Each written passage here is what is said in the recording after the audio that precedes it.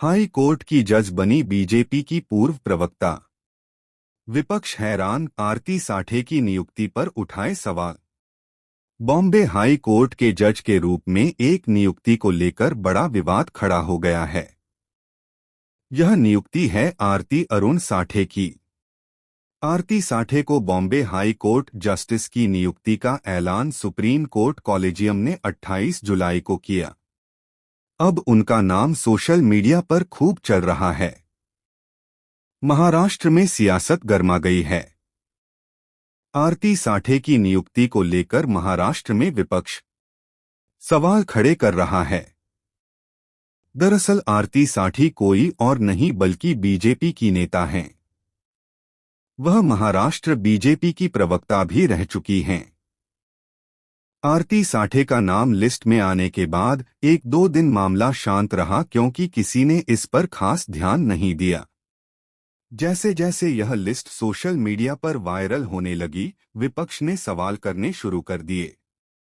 विपक्ष के नेताओं ने कहा है कि न्यायपालिका जैसे संस्थान में राजनीतिक बैकग्राउंड वाले की नियुक्ति नहीं होना चाहिए। आरती साठे की नियुक्ति को कैंसल करने की मांग उठने लगी है।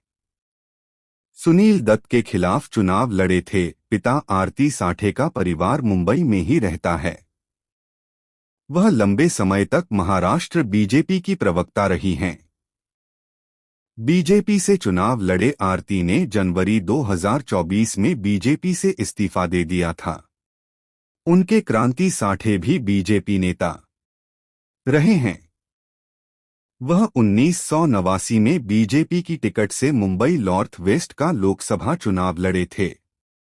हालांकि क्रांति साठे को कांग्रेस प्रत्याशी सुनील दत्त से हार का सामना करना पड़ा था। कौन है आरती साठे? सुप्रीम कोर्ट कॉलेजियम ने 28 जुलाई को बॉम्बे हाई कोर्ट में 3 नए जजों की नियुक्ति की। ये 3 नाम हैं अजित कड़ेथनकर, आरती साठे और सुरेश बोधेश्वर। विवाद आरती अरुण साठे के नाम को लेकर है। आरती साठे महाराष्ट्र के जाने माने फैमिली कोर्ट के लॉयर क्रांति साठे की बेटी हैं। आरती के पति अरुण भी वकील हैं।